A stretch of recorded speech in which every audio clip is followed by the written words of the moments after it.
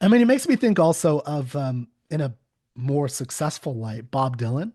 Hmm. In the sense of there's a kind of mystery behind him. And when I've been doing reactions of Bob Dylan on my channel, because I actually have not been super exposed to him, and it's there's a relation to poetry, which I do a lot of poetry stuff. And I just saw like, is he saying anything here? Like, is he, or or does it just? It sounds like he might be saying something, and so people are turning their wheels trying to figure out what he's saying. And I just saw a Wall Street Journal article where he's on Twitter saying these cryptic things, and Yeah. everyone's trying to figure out what the heck he's talking about. And it's like, is he just trolling?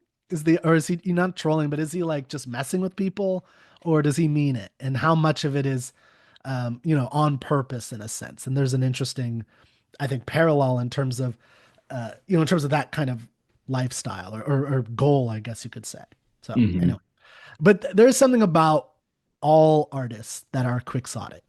I think Hmm. that's the principle is that to whatever degree you have an artist, inside your brain or heart, you probably have a little bit of that quixotic element in you as well, which is the interplay between reality and imagination and maybe a little bit of delusion and distortion of reality Hmm. that's necessary to go do something new that Hmm. or even something old in a new way or old in your own way or whatever. So, everyone has goals and dreams, and I think there's a lot of fear that comes with pursuing those.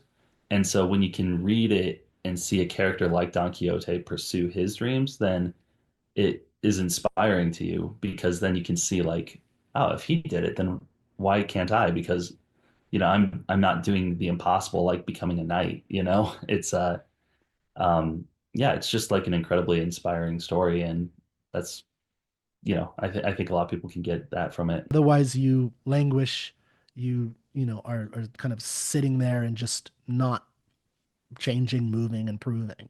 Hmm. So there's Yeah, something powerful in that as well. yeah, and